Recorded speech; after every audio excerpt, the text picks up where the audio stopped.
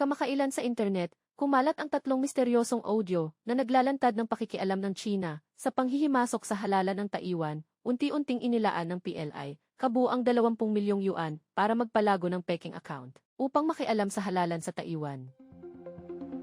Nagpost ng bagong mensahe sa Facebook si Han Kuo-yu. Tinuliksan niya ang umano'y paninirang puri laban sa kanya.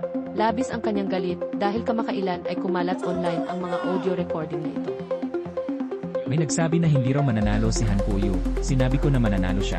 Sa huli si Han Kuo-yu nga ay nanalo. Susunod ay ang isang account. Maaaring umabot sa higit 10 milyon.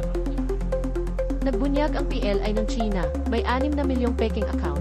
Maglalaan ng 20 milyong yuan para makialam sa halalan sa Taiwan. Ito ay itinuro na nagsimula noong taong 2018. Isa sa dahilan ng pagkapanalo sa kaosyo. Kung totoo na wala siyang pakikipagsabwatan sa China, bakit kailangang magalit? Sabihin na lang ngalan ng seguridad, dapat tanggapin ang investigasyon. Mariing itinanggi ito ni Han Kuo-yu, sinabing wala siyang kilala, kinwestiyon kung may pakikialam, bakit si Lai Ching-te ang namumuno, ngunit malinaw ang record ng China, binanggit pa ng media ng Hapon, sinusubukan ng China ang AI upang impluwensyahan ang halalan sa mga susunod na taon.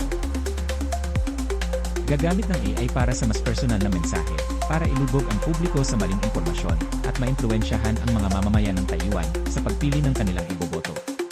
Bukod sa mga Peking account, mahalaga rin ang papel ng mga influencer. May ulat tungkol sa grupo Aksang Yuan ng China na pumirma ng 5 milyong yuan na kontrata bilang kontrata ng endorsement sa ngalan ng kooperasyong pangnegosyo. Mahirap pigilan ang pakikialam ng China sa Taiwan. Gusto mo ba ang content namin? Mag-subscribe at i-follow na ang Liho TV.